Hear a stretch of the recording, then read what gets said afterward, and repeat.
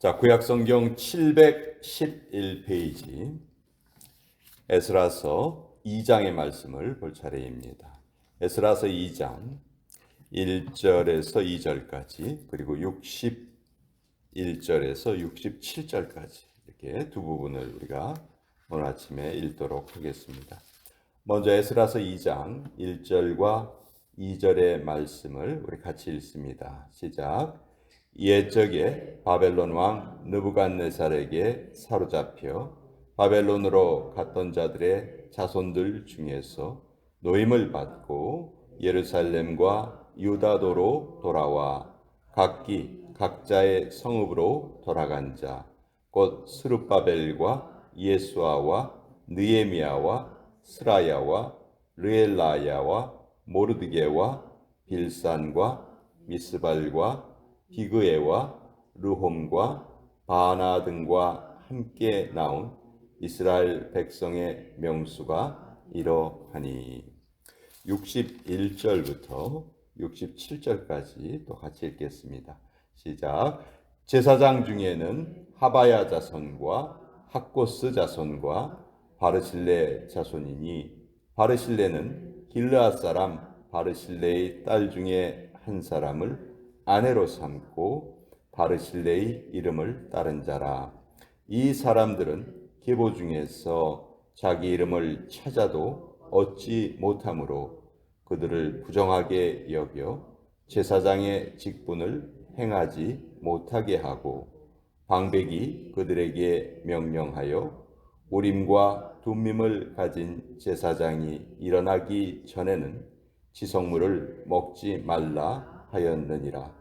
온 회중의 합계가 42,360명이요 그 외에 남종과 여종이 7,337명이요 노래하는 남녀가 200명이요 말이 736이요 노새가 245요 낙타가 435요 나귀가 6,720이었더라. 하나님의 말씀입니다. 아멘.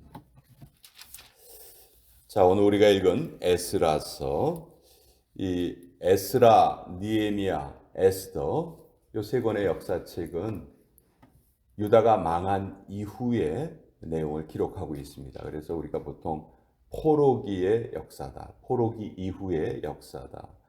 유다가 멸망당하고 70년 동안 바벨론에 끌려갔잖아요. 그리고 거기에서 해방돼서 다시 돌아오죠. 그 돌아왔을 때의 역사를 기록하고 있어요. 또 이 역사서 말고 선지서 중에서는 다니엘서, 또 에스겔서 이 두 권이 포로기 시대를 다루고 있죠. 다니엘이 포로로 끌려가서 총리에까지 오르는 내용이 다니엘서에 나와 있고, 에스겔은 거의 비슷한 시기에 포로로 끌려갔지만 그 포로로 끌려간 이스라엘 백성들과 함께 거하면서 그들에게 하나님의 말씀을 전하죠. 또 구약의 마지막 세 권, 학개, 스가랴, 말라기 이 세 권의 선지서도 포로기 이후의 시기를 우리에게 알려주고 있습니다. 이렇게 성경은 이스라엘 백성들의 역사를 처음부터 끝까지 계속 정확하게 잘 기록하고 있어요. 이 역사의식이 중요하다. 역사를 잃어버린 민족은 미래가 없다. 그렇게 말들을 하죠. 근데 이 에스라가 사실은 에스라, 느헤미야, 에스더 이렇게 순서로 되어 있지만 시간적인 순서로 보면 에스더가 제일 먼저예요. 에스더가 에스라보다도 더 이전에 살았던 사람이에요. 그러니까 시간의 순서로는 에스더, 에스라, 느헤미야 이렇게 기록돼야 맞지만 왜 에스라서가 맨 처음에 기록되어 있냐 하면, 에스라는 자기가 포로에서 돌아오기 80년 전에 있었던 일을 아주 상세하게 기록을 합니다. 포로에서 귀환을 할 때 세 차례에 나누어서 귀환을 하게 되거든요. 근데 에스라는 두 번째 포로 귀환을 이끌었던 사람이에요. 세 번째 포로 귀환을 이끌었던 사람은 느헤미야고요. 첫 번째 포로 귀환을 이끌었던 사람은 스룹바벨과 예수아라는 두 사람이에요. 근데 이 스룹바벨이 기록을 남기지 않았어요. 그래서 에스라가 스룹바벨이 돌아왔을 때 그 모든 내용을 자세하게 연구해서 기록으로 남깁니다. 그러니까 에스라가 대단한 이유가 뭐냐면, 첫째, 포로의 자손으로 자랐어요. 자기 나라를 잃어버리고 외국에서 태어나고 외국에서 자란 거예요. 그런데도 하나님의 말씀을 얼마나 잘 알고 있었냐면, 자기 스스로를 학사, 율법에 능통한 자라고 부를 정도로 하나님의 말씀을 열심히 연구했던 사람이에요. 만약 에스라가 없었으면 이런 기록들이 어떻게 남을 수 있었을까 하는 그런 생각이 듭니다. 그만큼 하나님의 말씀을 잘 상고했던 사람이고, 또 오늘 에스라서 2장에 보면은 약 5만 명의 사람들이 돌아왔거든요. 근데 이 돌아온 5만 명의 1차 포로에 돌아온 5만 명의 사람들이 각 가문별로 어느 가문에서 몇 명이 돌아왔고 어느 가문에서 몇 명이 돌아왔고, 이걸 아주 자세하게 기록을 합니다. 또 우리가 뒤에 읽은 부분에 보면 가축의 숫자까지도 이렇게 정확하게 기록하고 있죠. 자, 그래서 이 에스라의 이 열심히 연구해 놓은 이 자료가 그 당시 포로 귀환이 어떻게 이루어졌는지를 우리에게 아주 잘 알려주고 있어요. 자, 1절에 보시면 옛적에 바벨론 왕 느부갓네살에게 사로잡혀 바벨론으로 갔던 자들의 자손들 중에서 노임을 받고 예루살렘과 유다도로 돌아와 각기 각자의 성으로 돌아간 자, 이렇게 돼 있죠. 자, 여기 보면 느부갓네살이 유다를 멸망시켜요. 세 차례 침략을 하고 기원전 586년에 멸망을 시킵니다. 그리고 유다 백성들을 포로로 끌고 갔죠. 근데 그 바벨론은 다시 페르시아에게, 바사라는 나라에게 망하고, 페르시아의 초대 황제였던 고레스가 이제 바벨론에게 포로로 끌려왔던 모든 민족들을 다 해방을 시킵니다. 그리고 그때 유다 백성들도 해방이 돼서 이제 예루살렘으로 돌아오게 되는 거죠. 자, 근데 여기 보면 예루살렘과 유다도 이렇게 돼 있어요. 원래 유다는 나라거든요. 나라. 남유다가 하나의 나라를 이루고 있었거든요. 근데 여기 도라고 표현해요. 도는 나라보다는 규모가 작은 그런 것을 말하죠. 왜 유다 나라를 유다도로 표현을 했을까? 이거는 에스라의 역사 의식이에요. 하나님을 제대로 섬기지 못하는 백성들은 나라를 이룰 수 없다. 그냥 하나의 도 정도는 괜찮겠지만 나라를 이루려면 하나님을 제대로 섬기고 하나님의 말씀을 잘 지켜야 하는데 그러지 못했다는 거예요. 그래서 지금 유다로 돌아왔는데, 이제 2절에 보면 그 1차 포로 귀환을 이끌었던 지도자들의 명단이 이렇게 쭉 나오죠. 여기에 이제 스룹바벨은 정치적인 지도자였고, 예수와 여호수아는 대제사장으로 이제 같이 백성들을 이끌고 예루살렘으로 돌아옵니다. 자, 약 5만 명의 사람들이 돌아왔어요. 포로로 끌려간 자들은 100만 명이 넘습니다. 근데 5만 명 정도가 돌아왔어요. 이 5만 명은요, 정말 대단한 사람들이에요. 아무것도 없는 폐허에 돌아와서 다시 나라를 세우고자 하는 그 열정 하나로 돌아온 사람들이에요. 정말 이 사람들은 이름이 이렇게 기록되는 것이 당연할 정도의 그런 엄청난 일을 했던 사람들이에요. 너무너무 고생을 많이 했었죠. 그래서 이들의 이름을 이렇게 쭉 기록을 해요.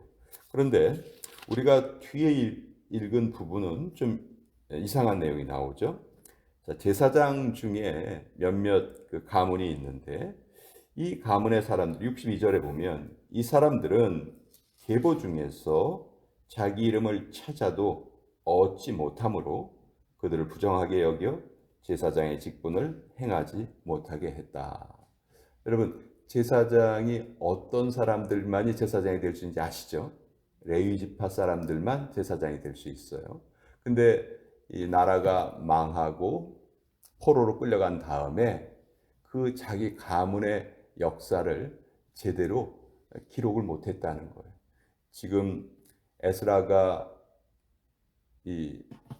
이것을 기록할 당시의 연도가 언제냐면 에스라는 458년에 포로들을 이끌고 돌아오거든요. 기원전 458년. 근데 나라가 망한 건 기원전 586년이에요. 그러니까 약 130년 그 정도의 차이가 있죠.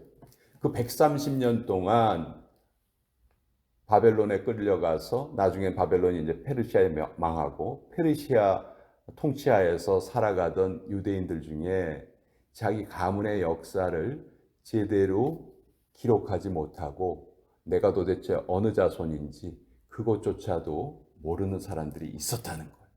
특별히 제사장 가문에서 그런 일이 있었다는 거예요. 그래서 그런 사람들은 제사장으로 인정하지 않았다는 것이죠. 그래서 이들은 포로에서 돌아왔지만 제사장의 직분을 행하지 못하게 했다는 거예요. 계보를 잃어버린 것이죠. 이런 경우 선민의 자격을 상실했어요. 자, 영적으로 보면 우리도 영적으로 하나님의 백성들이고 영적인 이스라엘 자손들이다. 영적인 이스라엘의 계보를 우리가 지금 이어가고 있죠. 우리 뭐 혈통적으로는 우리 유대인이 아니에요. 그렇지만 이제는 하나님의 백성이 혈통으로 결정이 되는 것이 아니고 예수님을 영접했는가 아닌가 그것으로 결정이 되죠. 우리 예수님을 영접을 했기 때문에 우리는 하나님의 자손들이고 하나님의 반열에 들었다. 그렇게 알 수 있어요. 근데 문제는 이제 이 계보가 거룩한 계보가 계속해서 이어져야 되는데 이것이 제대로 이어지지 않으면 안 된다 하는 것이죠. 그런 면에서 우리는 우리의 자녀들에게 아주 거룩한 책임이 있는 것이고 또 하나님 나라에도 우리가 책임이 있는 거죠. 이 계보를 계속 이어가야 할 책임이 있다. 자, 우리가 여기 읽어보면요. 에스라는 이 하나님께서 계속해서 사람을 준비시켰다 하는 것을 강조하고 있습니다. 모세의 뒤를 이어서 여호수아가 준비되었고요. 여호수아 이후에는 사무엘이 준비되었죠. 또 사무엘이 다윗을 준비해서 계속해서 하나님 나라의 역사를 이루어갑니다. 이것이 이제 에스라가 1절부터 우리 쭉 그 많은 사람들의 이름을 기록해 나가는 이유가 되는데요. 에스라는 끊임없이 연구하고 배우는 사람이었어요. 하나님의 말씀을 가까이 했고 호세아서 6장 3절에 보면 유명한 말씀이 있죠. 우리가 여호와를 알자, 힘써 여호와를 알자. 이스라엘이 망했던 이유도 결국은 하나님을 제대로 알지 못했기 때문이에요. 하나님께서 우리를 부르신 이유도 전 똑같다고 생각합니다.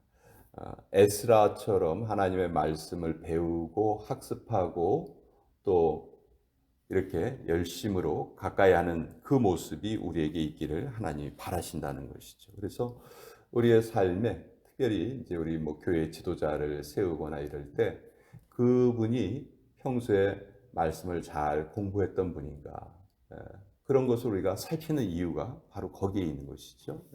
그런 모습이 있는 분들이 다른 사람에게 또 선한 영향력을 끼칠 수 있기 때문에 그런 거예요.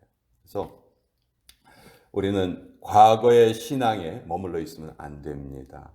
과거에 제사장의 자녀였던 자들이 그 계보를 제대로 지켜나가지 못했을 때 그것을 인정받지 못하죠. 마찬가지로 우리가 신앙의 반열에 들어섰지만 우리의 이 신앙의 반열에 계속해서 이것을 이어갈 책임이 있다는 거예요. 나 하나 잘 믿는 거 무척 중요하죠. 그것도 잘해야 돼요. 그렇지만 당대에 우리의 믿음이 끊어져서는 안 되겠다 하는 그런 사명을 우리는 꼭 가져야 되겠다는 것이죠. 그래서 우리의 믿음의 계보가 계속해서 이루어져 갈 때 하나님이 우리를 이 땅에 보내신 것을 기뻐하시고 또 우리도 역시 그 목적을 잘 달성하는 사람이 될 수 있다 하는 것이 오늘 우리 함께 나누는 말씀이었습니다. 자, 우리 오늘 금요